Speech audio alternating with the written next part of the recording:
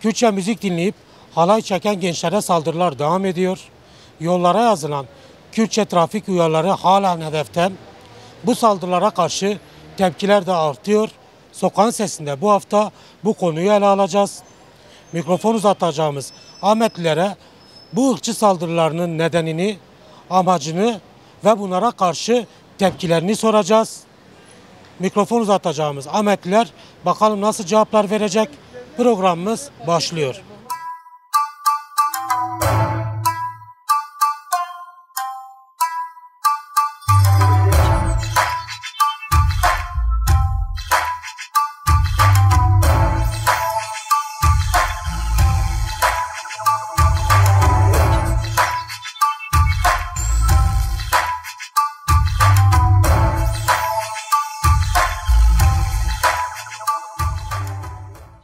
Dilin, kültürün bir halk için önemi nedir? Sizin için önemi nedir? Dil ve kültür bir halkın varlığıdır. Eğer dili ve kültürü olmasa, edebiyatı olmasa, bilgisi olmasa, tarihi olmasa bir halk yok demektir. Bu tarih sahnesine silinir demektir. O yüzden bak bugünlerde mesela çok haberlerde görüyoruz.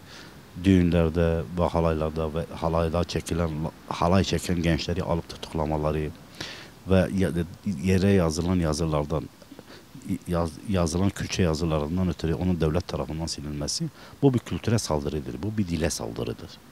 Bunu aşikar olarak yapıyor devlet. Hani gizli saklı da yapmıyor. Aşikar yapıyor. Bile bile gözümüzün içine sokuyor. Peki bunun altında yatan zihniyet nedir? Neyi amaçlıyor? Bunun altında yatan zihniyet asimilasyondur. Yani beceremedikleri asimilasyon, 100 yıldır üstünde durdukları asimilasyonu beceremem. Şimdi daha şiddetli bir şekilde asimilasyonu becermeye çalışıyorlar. Bu saldırılara karşı sizin tepkiniz nedir? Bu saldırıları siz ne olarak görüyorsunuz? Bu saldırılar ülke ocaklarının genelde milliyetçi kesimin yaptığı saldırılardır. Yani ezelden beri bu saldırılar var. 100 yıllıktır bu saldırılar var. 100 yıl evvel sen sokakta Kürtçe dahi konuşamazdın.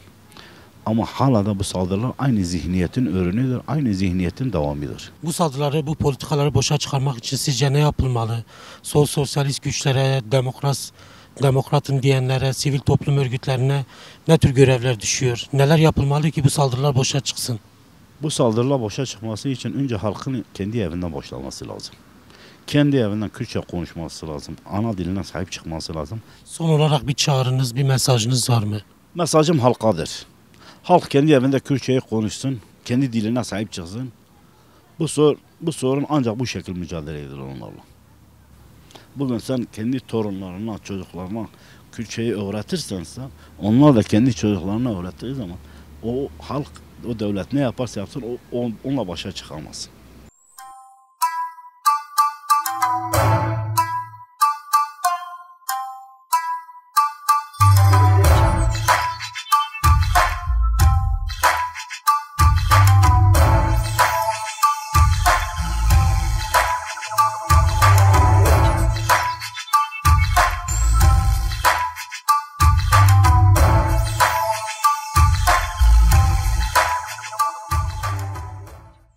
Bununla ilgili tepkimiz gerçekten biz üzülüyoruz ve rahatsız da oluyoruz bu konuda. Ana dilimiz hiç kimse yasak edemezler.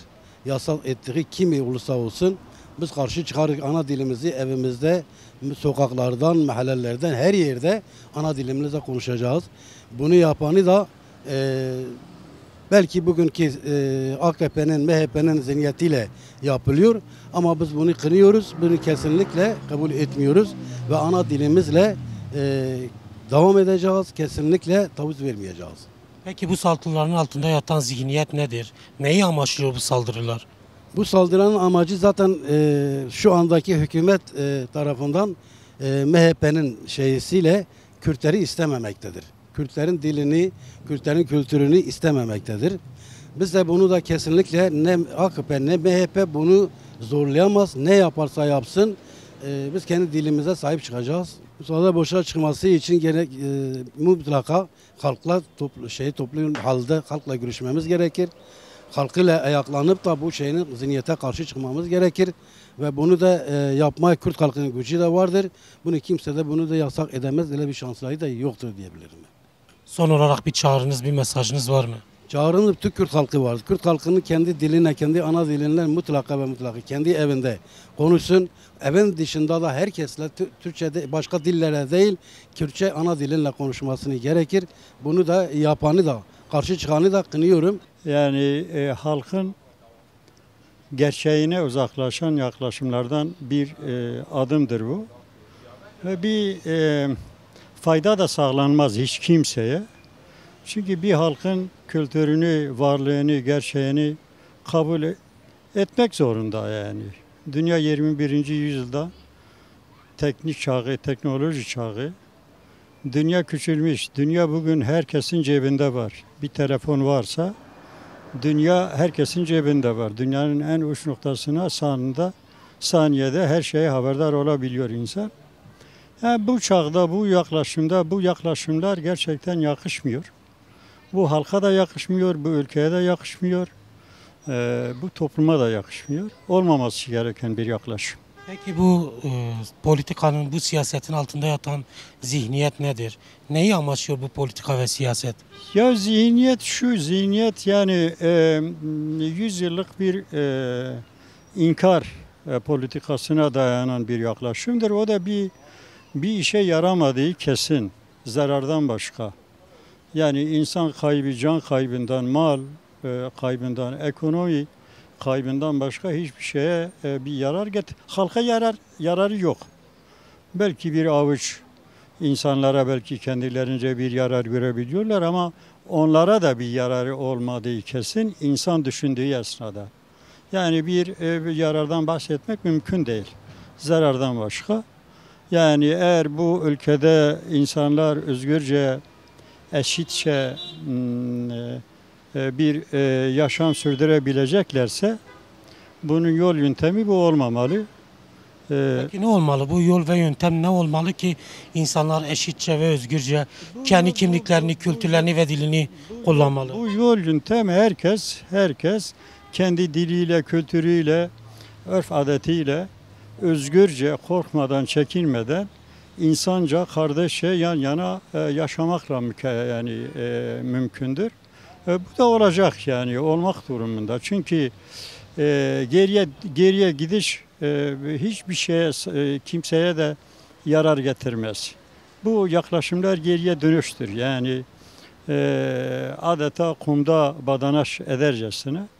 Bu olmamalı. O yapanlar da sanırım bunu göreceklerdir yani. Çünkü bu halk bunu hak etmemiştir. Halk yani kendi ana dilini caddede yazılıyorsa arabanın geçişlerini anlayabilme adına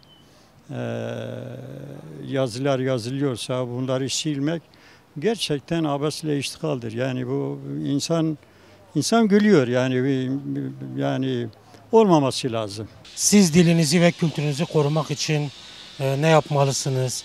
Kürt halkı dilini ve kültürünü yaşatmak ve ileriki nesillere aktarmak için ne yapmalı? Ya zaten bunu ne yapmalıdan ziyade zaten bu halk yapıyor. Halk kendi varlığını, dilini, kültürünü anlık, günlük, evinde, sokağında, yaşamında, düğününde, yas evinde, tarlasında, dükkanında, esnafında herkes yapıyor zaten.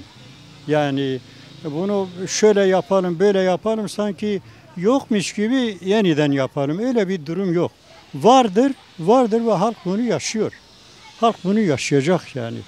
Hiç kimse bunun önünü alabilme bir şeysi olamaz, bir yaklaşımı olamaz.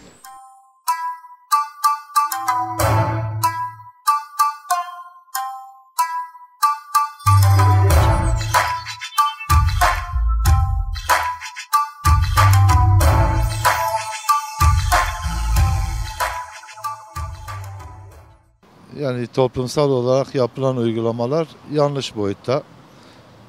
Bir yazı yazmakla ve bu yazının üstünü çizmekle daha doğrusu bir yere varılamayacağı aşikar. Günümüz toplumunda insanların bakış açısı değişti. Eskiye nazaran insanların işte yazı yazma, ondan sonra halay çekme, bu gibi kültürel aktivitelerin dönem içerisinde daha çok yaygınlaşması demek bazılarının hesabına uymuyor. Uymadığından dolayı böylesi bir yaptırımla işte yazlar silinerekten yok efendim halayı çekiyorsun ondan sonra kalk git halayı niye çektin? Buna değerli olarak gözaltına al, cezaevine at, ondan sonra yasakla. Yani bu yasaklarla bir yere varılamayacağı aşikardır. Bunun suçlusu olarak bugünkü rejimi atfedebiliriz, rejimi gösterebiliriz. Daha çok Kürt diline, Kürt kültürüne ve yaşamına hazmetmeme bakış açısıyla baktığından dolayı Neden hazmedemiyorlar? Bu saldırının altında yatan zihniyet nedir? yani çoğunlukla dediğim gibi işte kültürel baskının artık bir yerde işlevsiz hale gelişi ve Kürt toplumu, Kürt insanının daha doğrusu giderekten kendini gerek Türk kamuoyuna gerek dünya kamuoyuna daha belirgin bir şekilde tanıtması açısından belirli bir gelişkenlik gösterdi. Bununla birlikte işte ülke dışındaki insanların şu anki bakış açısıyla gerek kültürel ve gerekse dil anlamında daha çok etkin bir noktaya gelmesi. Devlet bunu hazmedemiyor artık. Yani bir nevi karşısına dili bir silah olarak görüyor. Yaşamı bir silah olarak görüyor. Hele hele kültür açısından baktığınız zaman da kültürel akımın daha çok büyük bir silah görüntüsü içinde olduğu belli. Bu saldırıyı boşa çıkarmak için ne yapılması gerekir? Yani daha çok insanların toplum açısından öncelikli olarak ana dile sahip çıkmadır. Ana dile sahip çıkıldığı takdirde diğer etkenler beraberinde kendini getirecektir. Çünkü Kürtlerde var olan bir yaşam tarzını, bir sosyolojik hayatı ortadan kaldırmaya yönelik olarak kültürel akımı engel gösterip, dili engel gösterip bu şekilde toplumu bu şekilde yönlendirmek aslında devletin bugünden değil de ezelden beridir yapmak istediği temel noktalardan bir tanesidir. Tabii bu da beraberinde yozlaştırıcı birçok hareketi getirmiştir. Irkçı şoven yaklaşımlarla, ondan sonra kendi kültürlerini dayataraktan bu toplumdaki insanları bir nevi yoz bir hale getirmelerinden kaynaklıdır. Son olarak bir çağrınız, bir mesajınız var mı? Özellikle bu son dönemde yazılan yazıları, daha doğrusu silinen yazıların uygulayıcısı olarak bazı kurumların bu tür yaptırımları yapmalarını kınıyor ve kültürel olarak da aynı zamanda insanların daha çok bilinçli bir yapıya gelmelerini tavsiye ediyorum.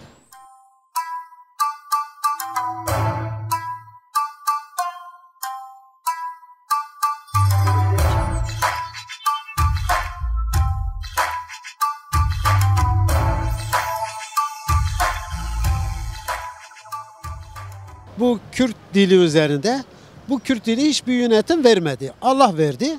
Allah bunların her şu anda dünyada tam bilmedim yani anladığım duyduğuma göre 170 dil konuşuluyor.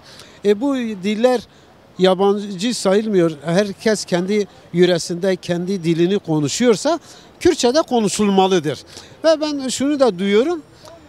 Mecliste şöyle dinliyor. Kürtçe bir iki kelime söylendince yabancı diye bilinmeyen dil olarak. X dil ya da bilinmeyen dil olarak kabul ediliyor. Tutanaklara tutuluyor. Bu yanlıştır. Kürt dili denmelidir. Ve Kürt dili güzel bir dildir ve bunun tarihi de çoktur. Hatta Nuh peygamber de bu yani Kürt dili vardır. Kimse bunu inkar edemez. Kimse de bunu yani yasaklayamaz. Ne kadar da olsa bunu konuşulacak ve bu Kürt dili güzel bir dil ve edebi bir dildir. Bu ırkçı saldırılara, bu faşistan saldırıların altında yatan nedir? Şunu söyleyeyim, yani bu yönetimi burada yönetenler başka şeyler yapamadığı için Kürtlere yöneliyor. Kürt yani iki kutuplaştırma yapılıyor ve sanki bir başarı kaydediliyor. O da başarı değil zaten, nasıl olduğu bellidir. Herkes de görüyor ve insanlar aç susuz bırakılarak Kürtlere yönelmekle ondan sonra bu çok doğru bir şey değildir. Bu saldırılar nasıl boşa çıkartılabilir? Bir Kürt olarak siz bu saldırılara karşı ne tür önlem, ne tür bir tedbir almayı düşünüyorsunuz? Vallahi halklar birleşmelidir. Tüm halklar. Yani bu Türkiye coğrafyasında yaşayan tüm halkların bu tür şeylere karşı baş kaldırılması gerekir. Tek Kürtlerle olmuyor bu. Herkes buna, yani tüm halklar birleşmeli ve buna tutum tutmalıdır. Bu kadar yani. Nasıl bir tutumdan bahsedebiliriz? Yani tutum bunun kabul edilmemesi gerekir. Buna diyecek ki her dil konuşulmalıdır. Ondan sonra bu aramızda barış varken niye savaşalım? Niye bir şey edelim? İktidarın sözde TRT Şeş ile ilgili televizyon söylemleri, aynı zamanda seçim dönemlerinde Kürt müziğini, Kürt govendini kullanması, ama Kürt'ün kendi govendini ve dilini kullanmaya gelince yasaklamasını nasıl görüyorsunuz? Onlar diyor ki her şey bizim şeyimizin altında olsun. Yani kontrolümüzün altında. Orada o yani bence Kürt dilini yozlaştırıyor. Odur TRT Şeş'in. Yani Kürt dili serbest bırakılır ve nasıl konuşuluyor, nasıl hareket ediliyorsa öyle yapılması gerekir. Bazıların şeyiyle direktifiyle olmamalı. Yani kendi ana dilimizin böyle şey yapılması yani kabul etmiyoruz. Yani biz de kendi dilimizde bir şeyler söylemek istiyoruz, yazmak istiyoruz. Yani gençlerin önünü kesilmesine karşıyız. Bu saldırıların altında yatan zihniyet sizce nedir? Neyi temsil ediyor? Irkçı bir zihniyettir yani, başka bir şey değil. Türkler daha yani ırkçıdır bence. Bu saldırılarla ne amaçlanıyor? Bu saldırılar Kürt dilini, kültürünü yok edebilir mi sizce? Yok edemez. Ama bu biraz aile içinde de yani şey edilmesi lazım. Mesela aile içinde Kürtçe konuşulmalı ki çocuklar öğrensin, onlar da kendi çocuklarını öğretsinler. Yoksa bu şekil devam ederse Kürt dili de biter. Yani Kürt diye bir şey de kalmaz bence. İktidar aynı zamanda TRT Şeş'le iktidar sözde TRT Şeş'le övünüyor. Aynı zamanda seçim propagandasını bütün Kürdistan'da Kürtçe yaptı. Kürtçe müzikler çalarak, Kürtçe mitingler düzenleyerek yaptı. Ama Kürtler kendi dilini ve kültürünü kullanmaya gelince de yasaklar ve engellemelerle karşılaşıyor. Bunun en büyük bir örneği de mecliste Kürtçe konuşan vekillerin sesi kısılıyor ve X dili olarak geçiyor. Bu iki tabloyu değerlendirmek isteseniz ne söylemek istersiniz? Yani Kürt dilinin ne kadar yasaklanırsa yasaklansın, bir Kürt var, yani bir Kürt milleti var ve bir Kürt dili var. Bunu yani ne kadar da yoktur deseler böyle bir gerçeği kabul etmek zorundadırlar. Yani meclis olarak. Yani bugün kendi dilimizi eğer konuşamıyorsak, bugün bir yere, bir köye gidip bir bayanla konuştuğumuzda Türkçeyi bilmiyorsa ve biz ona Kürtçe bir şeyler söyleyemiyorsak bu bizim ayıbımızdır yani.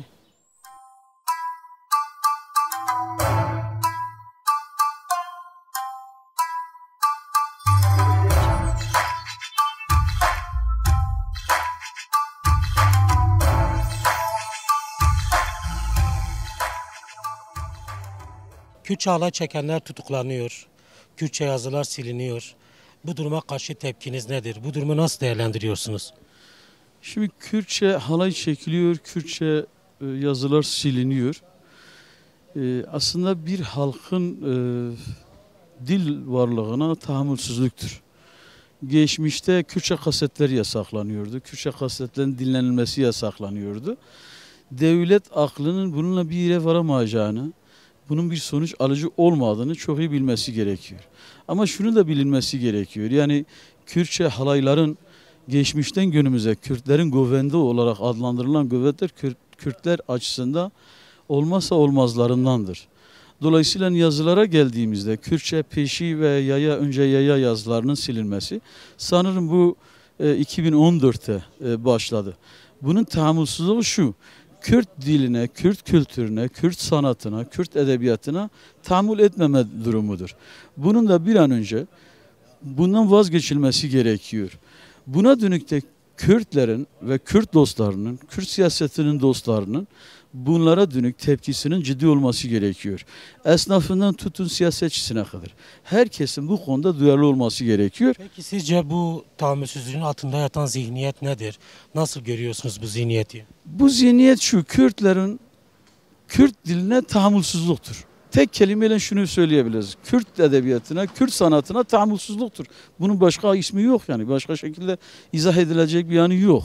En acımasız dönemde bile bunlar yapılmadı. Yani geçmiş yönetimlerin hiçbiri bunlara bu kadar tahammülsüzlük gösterilmemişti. Eğer siz Kürtlerin peşi, yani %90 halkının Kürt dilinin kullandığı bir bölgede kalkıp önce yaya, yani peşiye peya ya da yavaş olarak hedi yazılarını silerseniz bu sizin Kürtlere karşı olan tahammülsüzlüğünüzdür. Yani bunun başka izahı yok. Peki bu saldırılarla ne amaçlanmak isteniyor? Amaçlarına ulaşabilirler mi sizce? Yani şunu geriye dönüp bakmak, bunun cevabı geçmişte vardı. Neydi? İşte Kürtçe kasetler yasaklanıyordu. Kürtçe dergiler yasaklanıyordu. Kürtçe kitaplar yasaklanıyordu. Yani en basit Kürtçe edebiyatına dönük bu tür saldırılar vardı. Buna bir yere varılabildi mi? Varılamadı. Bunlarla da varılamayacak. Bunlar bir sonuç alıcı değil. Sadece günü kurtarmanın, halkı yormadan başka bir şey değildir yani. Bu saldırılara karşı siz ne yapmalısınız? Sivil toplum örgütleri ne yapmalı? Siyasi partiler ne yapmalı? Bu saldırılara boşa çıkarmak için hangi adımlar atılmalı? Şimdi bu tür toplumsal olaylarda toplumsal reflekslerin ortaya çıkması gerekiyor. Bölgede ve Türkiye'de Kürtlerin bütün dostları, sol sosyalist güçler dahil olmak üzere, ya da ben Kürdüm, Kürtlerin dostuyum, Kürtlerin varlığına tahammülüm var diyen bütün güçlerin bu konuda bir adım atması gerekiyor. Başta da belirttiğim gibi, ilk sorunuzda da cevap verdiğim gibi, yapılması gereken şey şu: esnafından tutun işverenine kadar, günlük dile kadar, ulaşımına kadar, araca binip inmelerde, yani bu dile karşı olan tahammülsüzlüğün tepkisi olarak günlük bu söylemlerin yaygınlaştırılması gerekiyor ki bunun sonuç alıcı olarak bir yere varılmayacağını birilerinin de bilmesi gerektiğini diye düşünüyorum. Şimdi yapılan şey doğru değildir. Bir kere yazıları silerek, halay çeken insanları cezalandırarak ya da içeriye atarak ya da gözaltına alarak bu insanların nefreti kazanılır. Bu insanları oysa bu ülkede hep birlikte yaşıyorsak, bu ülkede birlikte yaratmalıyız, birlikte üretmeliyiz, birlikte yaşamalıyız. Herkes kendi kültürünü yaşayabilmelidir. Kürtçe türkü söylemek, müzik çalmak bizim kültürümüzdür. Bu ne kadar yasaklansa da, yazılar ne kadar silinse de bunlar insanların kafasında, kimsenin kafasındaki, içindekini silemezler. O nedenle bu tür şeylerden vazgeçilsin. Doğru olan şey demokrasidir, demokratik yaşamdır. Demokratik yaşamda, demokrasilerde böyle yasaklar asla olmaz. Biz dünya standartlarını gözünde bulundurmalıyız. Geçmiş ülkelerin standartlarını gözünde bulundurmalıyız. Hükümetin bu politikaları, bu siyasetinin altında hangi zihniyet atıyor? Neyi amaçlıyor hükümet bununla? Şimdi bu tabii ki şunu söyleyeyim, gerçekten böyle yaklaşmak faşizanca bir yaklaşımdır. Faşizanca yaklaşım yine dediğim gibi kazandırmaz. Bizim hep birlikte kazanabileceğimiz şey demokrasi inşa etmektir. Kürtlerdir, Türklerdir, farklı insanlardır. Hep birlikte işte bir parlamento vardır. Parlamento çatısı altında bunların tümünün çözülmesi lazım. Birlikte çözüm üretmek lazım. İnkar ederek, kırarak, zindana atarak, öldürerek hiç kimse kazanmaz. Bugüne kadar yani geri kalmışlığımızın hem ekonomik anlamda hem demokrasi anlamında tek sebebi işte böyle ırkçı yaklaşımlardır. Bu ırkçı yaklaşımlar hiç kimseye bir şey kazandırmaz. Demokrasi herkese kazandırır. O nedenle hep birlikte demokratik siyaseti yapmalıyız. Demokrasi mücadelesini vermeliyiz. Demokrasiyle hep birlikte kazanmalıyız. Son olarak bu saldırıları boşa çıkarmak için siz, başta Kürtler olmak üzere sivil toplum örgütleri ne yapmalı? Kürt dilini, kültürünü yaşatmak ve geliştirmek için hangi adımlar atılmalı? Şimdi hep birlikte hareket etmek lazım. Herkes rolünü oynayabilmelidir. Demokratik toplumlarda sivil toplum örgütleri olsun, siyasi partiler olsun, sendikalar olsun, tüm herkes bu tür uygulamalara karşı durmalıdır. Demokrasiyi geliştirmelidir. Bu uygulamaları mahkum etmek lazım, kabullenmemek lazım. Bunun bütün platformlarda dile getirip bunun önüne geçmek lazım. Ve asla vazgeçmemek lazım. Yani demokrasi mücadelesinde ve herkes kendi kimliğinde ısrarlı olmalıdır, ısrar etmelidir. Bir insan kendi kimliğine, kendi diline sahip çıkamıyorsa o insan bir hiçtir. Ama bir insan onuruyla her şeyine, kendisine ait olan her şeyine sahip çıktığı zaman başaracağına, mutlaka bir gün başaracağına inanıyorum.